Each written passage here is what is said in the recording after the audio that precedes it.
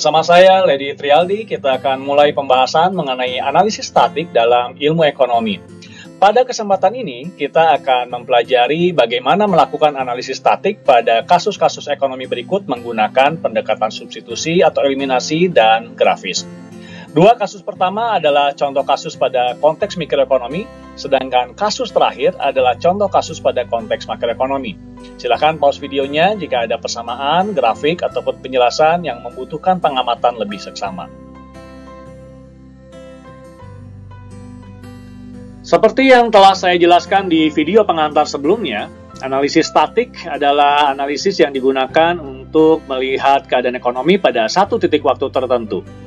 Fokus utama dari pendekatan ini adalah pada pencarian keseimbangan saat ini, tanpa mempertimbangkan perubahan yang terjadi seiring waktu. Mari kita langsung lihat bagaimana analisis statik diterapkan pada konteks keseimbangan di pasar yang terdiri dari satu komoditas. Pertama-tama, perhatikan dua diagram berikut ini. Kedua diagram ini menghubungkan variabel jumlah barang yang diminta dan ditawarkan, yaitu QD dan QS pada sumbu horizontal, dan variabel harga atau P pada sumbu vertikal. Kurva permintaan digambarkan memiliki kemiringan yang negatif. Pada saat harga sebesar P1, permintaan adalah QD1. Saat harga turun ke P2 dan P3, permintaan berturut-turut naik ke QD2 dan QD3. Terdapat hubungan negatif atau terbalik antara harga dan permintaan. Semakin rendah harga, semakin tinggi permintaan. Sebaliknya, semakin tinggi tingkat harga, semakin rendah permintaan. Sementara itu, kurva penawaran digambarkan memiliki kemiringan yang positif. Hubungan antara harga dan penawaran berjalan searah. Barang yang ditawarkan produsen akan meningkat mengikuti peningkatan harga dan akan menurun mengikuti penurunan harga.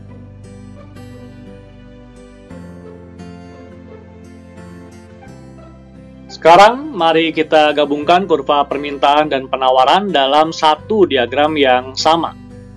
Keseimbangan pasar terjadi saat jumlah barang yang diminta sama dengan jumlah barang yang ditawarkan, atau secara matematis saat QD sama dengan QS.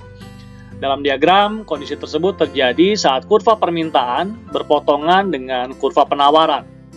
Pada tingkat harga P-start dan jumlah barang Q-start inilah kondisi keseimbangan terjadi. Di sisi lain, pemerintah mungkin menerapkan kebijakan yang mengintervensi keseimbangan di pasar. Pemerintah mungkin menetapkan harga dasar atau floor price untuk menolong produsen misalnya. Dalam hal ini, harga ditetapkan lebih tinggi dari harga keseimbangan seperti di P1. Akibatnya, jumlah permintaan sekarang adalah QD1, sementara jumlah penawaran adalah di QS1. Terjadi ketidakseimbangan berupa kelebihan penawaran atau excess supply, di mana jumlah yang ditawarkan QS lebih tinggi daripada yang diminta atau QD. Sebaliknya, pemerintah juga mungkin menerapkan kebijakan harga eceran tertinggi atau ceiling price untuk melindungi konsumen. Dalam hal ini, tingkat harga ditetapkan lebih rendah daripada harga keseimbangan, misalnya di P2. Akibatnya, terjadi kelebihan permintaan atau excess demand di pasar.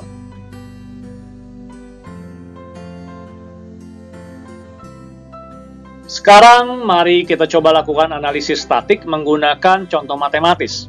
Misalnya, diketahui persamaan permintaan dan penawaran berikut. Pada sumbu horizontal, titik potong terjadi saat harga sama dengan 0, sehingga jumlah permintaan adalah sebesar 75. Sedangkan jumlah penawaran tidak kita gambarkan karena nilainya negatif. Kemudian pada sumbu vertikal, titik potongnya terjadi pada harga sebesar 20 untuk kurva penawaran dan 100 untuk kurva permintaan, yaitu saat jumlah permintaan dan penawaran sama-sama 0. Keseimbangan pasar terjadi pada titik potong ini, yaitu saat QD sama dengan QS. Dengan fungsi permintaan dan penawaran yang diketahui, kita bisa melakukan perhitungan untuk mendapatkan tingkat harga dan jumlah barang pada keseimbangan. Tinggal kita samakan fungsi permintaan dan penawarannya seperti ini. Kita akan dapatkan harga dalam keseimbangan sebesar 60. Kemudian dengan mensubstitusikan tingkat harga tersebut ke dalam persamaan permintaan atau penawaran, kita dapatkan nilai Q dalam keseimbangan sebesar 30. Dengan contoh yang sama, bagaimana jika pemerintah ternyata menetapkan kebijakan harga dasar? Harga misalnya ditetapkan sebesar 72 di atas harga keseimbangan kita sebelumnya, sehingga terjadi kelebihan penawaran seperti terlihat pada diagram. Pertanyaannya, berapakah besarnya kelebihan penawaran? Perhitungannya tidak sulit. Tinggal kita substitusikan tingkat harga dasar tadi ke dalam persamaan penawaran dan permintaan. Melalui substitusi, dengan mudah kita dapatkan nilai QS dan QD berikut ini. Kelebihan penawaran adalah selisih dari jumlah penawaran dan jumlah permintaan berikut. Mari kita lanjutkan ke pembahasan analisis statik pada konteks yang kedua, yaitu pada keseimbangan di pasar yang terdiri dari dua komoditas. Kini kita punya dua kondisi keseimbangan pasar. Nah, ayo kita coba melakukan analisis statik dengan contoh berikut. Misalnya, pasarnya terdiri dari pasar barang 1 dan pasar barang 2 dengan informasi fungsi permintaan dan penawaran di kedua pasar seperti ini. Pertanyaannya, berapakah harga dan jumlah barang di kedua pasar tersebut jika kedua pasar saling berhubungan secara substitusi? Pertama-tama, kita penuhi terlebih dahulu kondisi keseimbangan di kedua pasar seperti berikut. Dengan memasukkan fungsi-fungsi yang ada, kita akan dapatkan hubungan antara harga barang 1 dan 2 pada keseimbangan di kedua pasar yang tercermin pada persamaan 1 dan persamaan 2. Dari persamaan 1 dan 2 yang kita hasilkan, kita bisa menggunakan metode eliminasi untuk mendapatkan salah satu nilai harga dalam keseimbangan. Sebelumnya, saya sudah mengalihkan 6 persamaan keseimbangan pada pasar barang 2, supaya kita bisa mengeliminasi P1 untuk mendapatkan P2 dalam keseimbangan. Hasilnya, kita dapatkan tingkat harga keseimbangan di pasar barang 2 sebesar 60. Selanjutnya, untuk mendapatkan harga keseimbangan di pasar barang 1, kita tinggal mensubstitusikan P2 ke fungsi permintaan atau penawaran di pasar barang 1 berikut.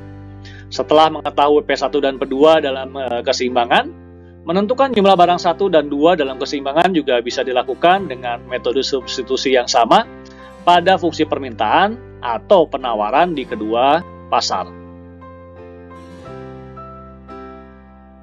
Ini pembahasan kita terakhir, analisis statik pada keseimbangan pendapatan nasional. Untuk penyederhanaan, kita bahas keseimbangannya dalam konteks perekonomian tertutup atau tidak ada perdagangan barang dan jasa keluar ataupun ke dalam negeri. Dalam ilmu makroekonomi, keseimbangan pendapatan nasional ini terjadi saat pendapatan nasional atau nilai output perekonomian sama dengan nilai pengeluaran agregatnya. Pada perekonomian tertutup, nilai pengeluaran agregat ini terdiri dari pengeluaran rumah tangga, investasi swasta, dan pengeluaran pemerintah. Kita asumsikan investasi dan pengeluaran pemerintah bersifat otonomus atau nilainya tidak dipengaruhi oleh pendapatan nasional. Selanjutnya, pengeluaran rumah tangga dinyatakan sebagai fungsi dari pendapatan nasional Y dan penerimaan pajak T. Pajak sendiri juga merupakan fungsi pendapatan.